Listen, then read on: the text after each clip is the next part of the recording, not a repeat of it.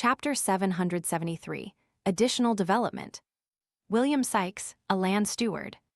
Klein inwardly repeated the response he got, before turning the topic of conversation towards the flag and the White Rose War.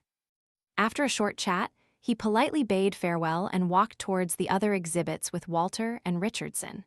He continued his own tour of the exhibits, as though his encounter from before was completely trivial, a conversation that was purely coincidental.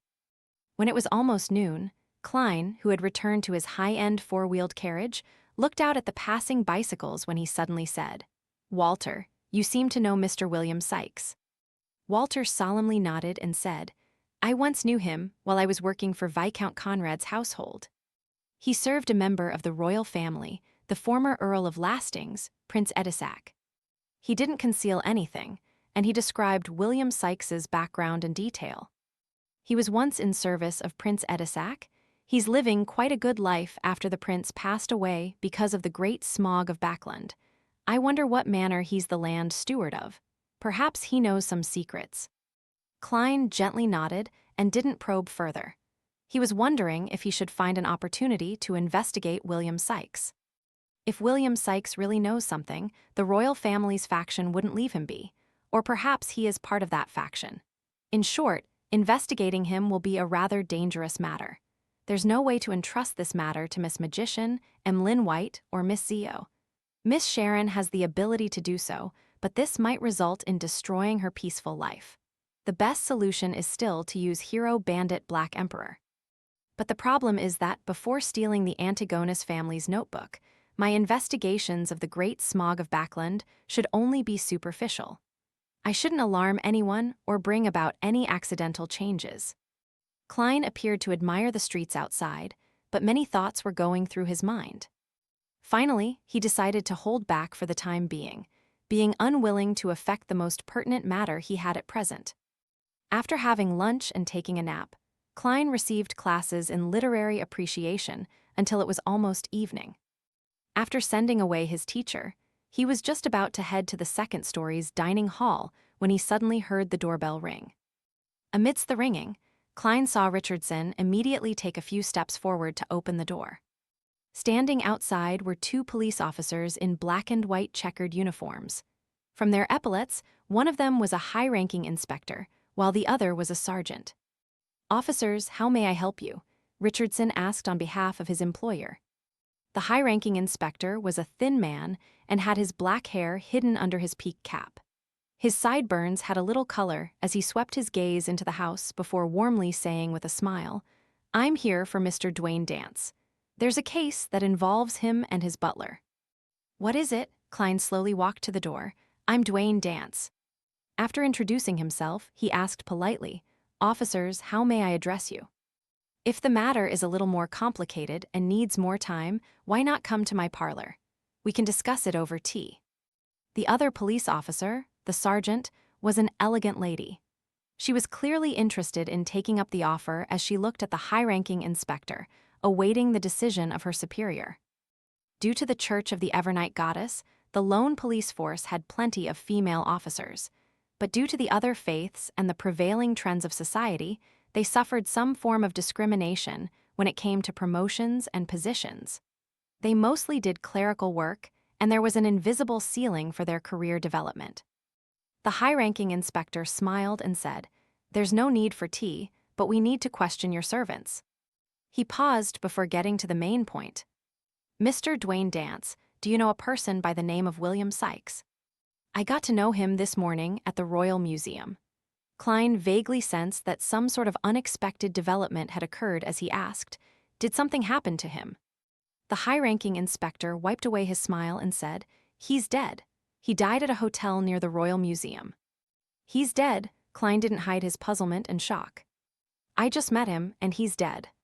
Had he already been targeted? The inspector nodded solemnly and said, "Yes, the cause of death is rather complicated, and we aren't ruling out the possibility of murder." "What about his female partner?" Klein frowned as he asked. "He had a female partner when I met him." "That lady was his mistress. When she left the hotel, William Sykes was still alive. This can be confirmed by the attendants at the hotel because they had later sent him red wine." the inspector simply shared the situation and said, "After leaving the Royal Museum, where did you go?"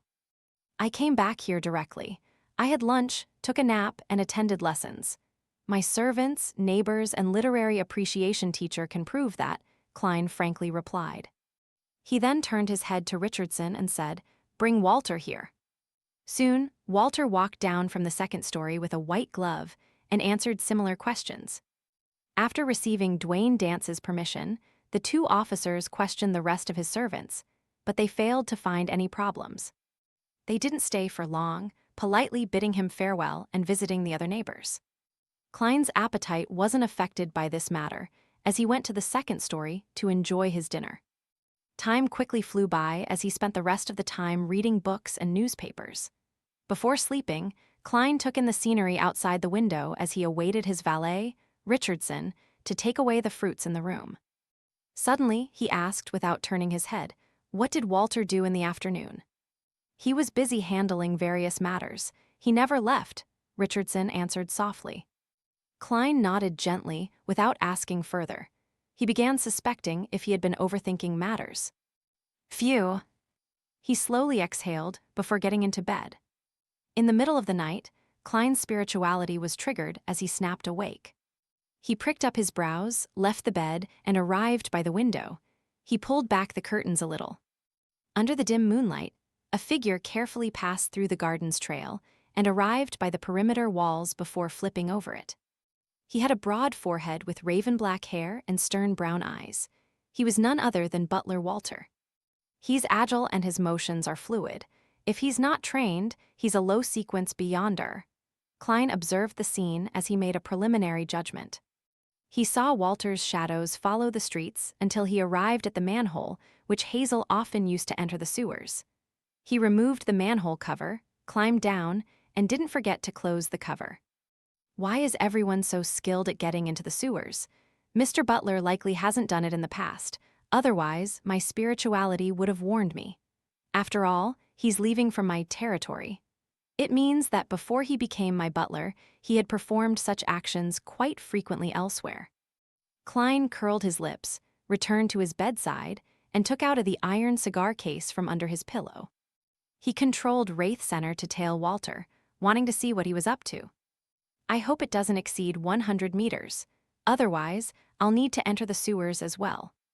As Klein silently muttered to himself, he returned to the gap in the curtains. His marionette, Center, immediately used the mysterious connection between different mirrors to jump to the street lamp beside the manhole, before passing the manhole to silently tail Walter.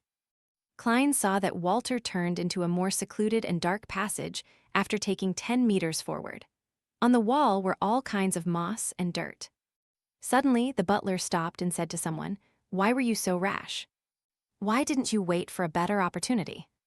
Soon, a weak and slightly hoarse female's voice replied to Walter's inquiry. "It was the best opportunity.